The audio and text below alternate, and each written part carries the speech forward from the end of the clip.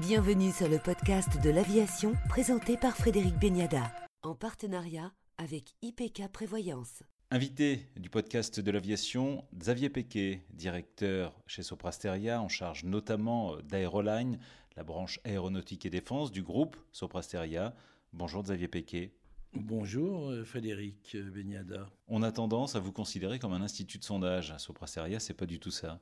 Alors c'est assez vrai dans la période d'élection, puisqu'on entend toujours dire sondage sorti des urnes, évaluation Ipsos Soprasteria. Donc oui, on participe avec Ipsos à cette période-là, mais nous ne sommes pas un institut de sondage. Votre cœur de métier, c'est quoi ? Notre cœur de métier, c'est l'IT, j'allais dire du consulting jusqu'à l'exploitation, en passant par la cybersécurité, par les progiciels ou par d'autres activités. Mais on est une ESN, une entreprise de services numériques. Et puis, gros secteur, aéronautique, spatiale et défense. Alors, l'aéronautique à Soprasteria, au sein d'une organisation qui s'appelle Aeroline, c'est 10% du groupe. On va dire, Soprasteria, c'est 50 000 personnes. L'aéronautique, c'est 5 000 personnes sur 8 pays dans le groupe. Et quand on prend la défense au niveau du groupe, c'est à peu près de la même taille, aux environs de 500 à 600 millions d'euros. L'aéronautique, c'est 550 millions d'euros.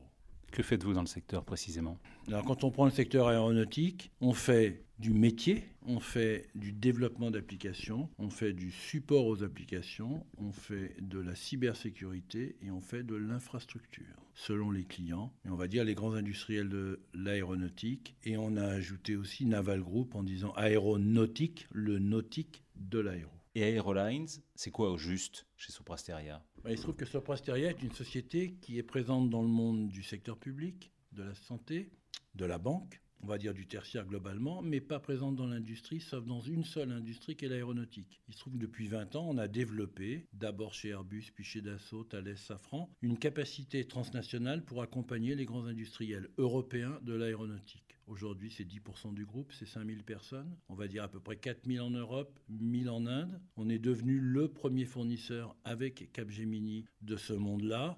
Et on offre, j'allais dire, aussi bien dans l'engineering, le manufacturing, le customer service, une capacité d'engagement, de delivery tout à fait atypique pour une société comme Soprasteria, qui est plutôt locale, multilocale et peu transnationale. Quelle est l'histoire du groupe ? Alors l'histoire du groupe, il est né en 1968, à peu près en même temps qu'une autre société qui s'appelait Cap à l'époque, Cap Sogeti d'ailleurs. On est né à Annecy, puis on s'est développé petit à petit, Annecy, Lyon, Paris, puis l'ensemble de la France, avec un développement assez lent. Moi, je suis arrivé dans le groupe en 1984. On était un peu moins de 1000 personnes et on avait déjà pas mal d'années d'existence. Et aujourd'hui ? Aujourd'hui, presque 50 000 personnes. C'est la fusion de Soprasteria, deux sociétés. Sopra d'un côté, Steria de l'autre. Donc on va dire Sopra, c'est vieux. Steria, c'est vieux. Soprasteria, ça date de 2015. Donc finalement, on a une longue histoire, mais en tant que société telle qu'on est aujourd'hui, 7 ans d'histoire. On peut parler chiffre d'affaires ?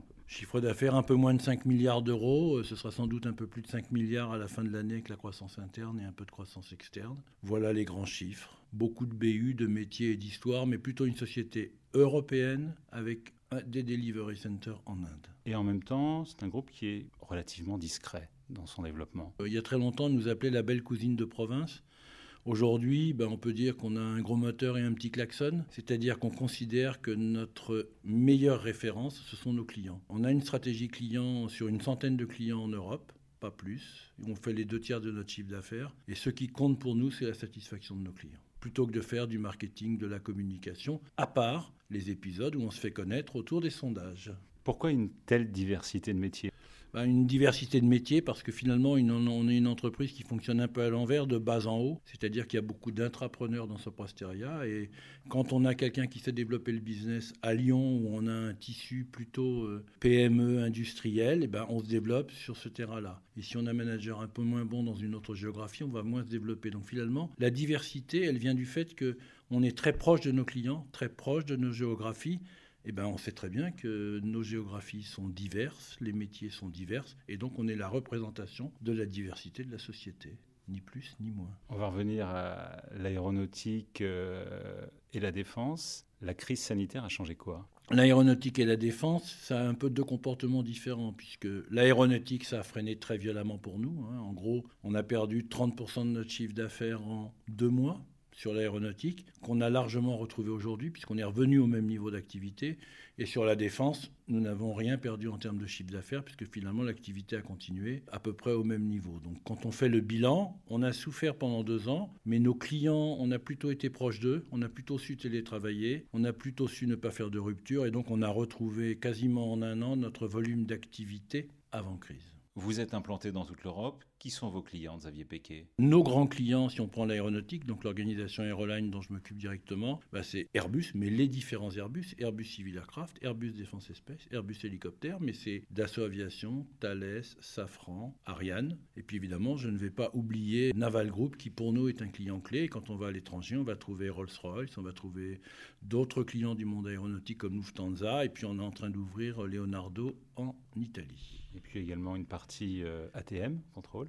Alors sur l'ATM, on va retrouver des clients classiques à l'intérieur de DGAC, DSNA, DTI, et puis on va retrouver Eurocontrol à Bruxelles, dont on est un fournisseur important. On parle beaucoup actuellement de développement durable. Ça passe aussi par une meilleure organisation du contrôle de l'ATM. Vous faites quoi ?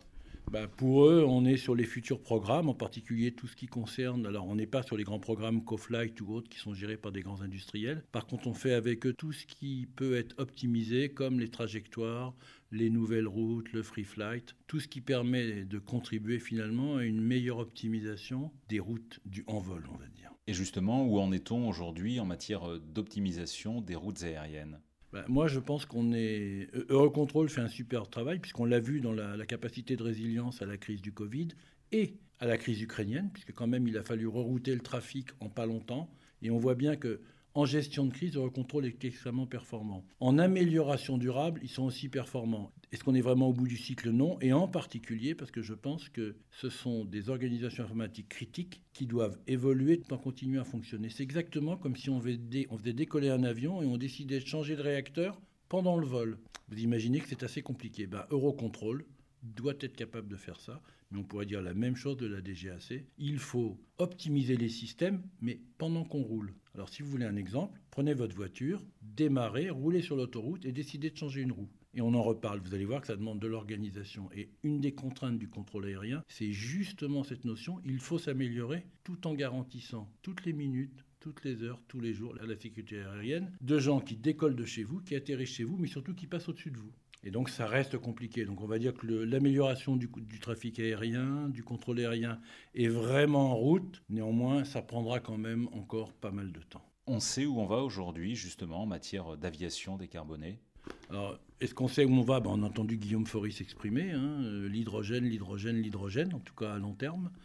Mais on sait que de toute façon, l'amélioration, c'est tout. On sait très bien qu'une trajectoire de vol sur un avion qui fait du trafic aérien civil, commercial, on va dire, ça peut permettre d'économiser entre 2 et 5% d'une consommation. C'est pas mineur, alors que c'est juste un problème de trajectoire, de changement de trajectoire. Donc moi, je pense que plus que les grandes révolutions, qui vont être quand même assez compliquées, et qui sont plutôt à l'horizon 2035-2040, je pense que la voie, c'est l'optimisation permanente de tout ce que l'on peut faire. Chaque petit acte, chaque petit effort est à prendre en compte. La rupture technologique, elle passera par quoi ? La rupture technologique, elle passera par beaucoup de R&D, on le voit bien, les investissements du CORAC, mais elle passera aussi par l'évolution des passagers. Si aujourd'hui, je vous fais monter dans un avion et je vous dis « montez dans l'avion, ne vous inquiétez pas, il n'y a pas de pilote, mais le système est entièrement automatique », les 3/4 de l'avion descendent instantanément. Donc la rupture technologique, elle viendra du fait qu'on est capable demain d'avoir d'autres énergies.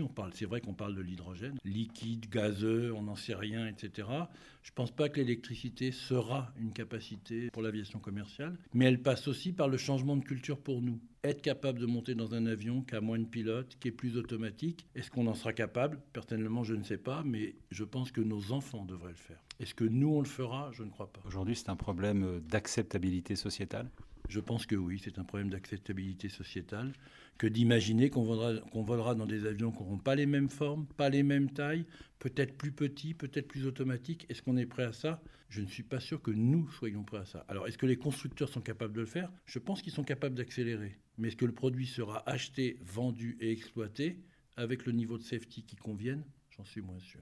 Merci, Xavier Péquet, directeur international chez Soprasteria, pour le podcast de l'aviation. Merci Frédéric, et puis plein de bonnes choses pour le futur.